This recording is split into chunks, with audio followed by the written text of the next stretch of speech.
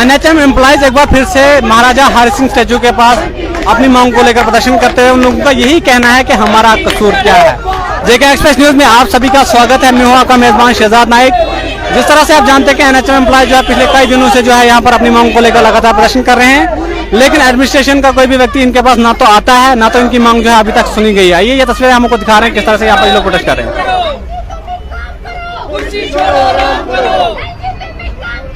क्या कहना चाहोगे आप लोग प्रदर्शन करते हैं गवर्नमेंट मेडिकल कॉलेज से डोगरा चौक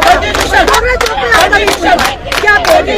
जी मैम, तकरीबन 20 दिन से हम यहाँ पर प्रोटेस्ट कर रहे हैं और हमारा जो प्रोटेस्ट है बिल्कुल एक पीसफुल प्रोटेस्ट है, लेकिन उसके बाद एडमिनिस्ट्रेशन तक हमारी बात नहीं पहुँच रही है, तो जिसकी वजह से हम इस वक्त थोड़ा वॉलेंट हो गए हैं। हम सिंपली एक डिमांड करें कि हमारी जो सर्विस है उसको कंटिन्यू किया जाए, और दूसरी बात, हम किसी को हार्म नहीं करना चाहते या किसी को नुकसान नहीं पहुंचाना चाहते हैं।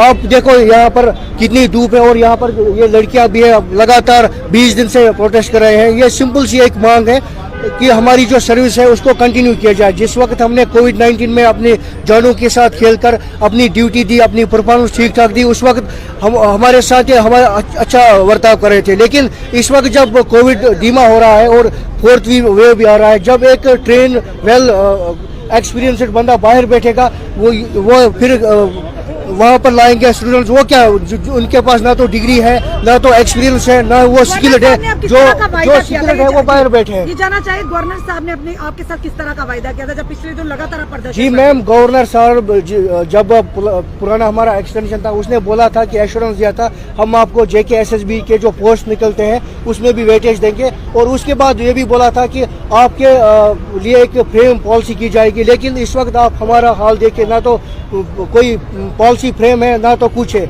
और इस वक्त हम मजबूर हो गए रोडों पर आने के लिए। तो मुझे लग रहा है कि वो अपने वादों पर खरा नहीं। रोड पर आते हैं आपको पुलिस द्वारा डिटेन किया जाता है, बिल्कुल एक हेरासमेंट किया जा रहा है, और लड़कियों के साथ परसों उनके कपड़े भी फाड़े गए। ये एक बिल्कुल गलत बात है, एक गलत एक तरीका है।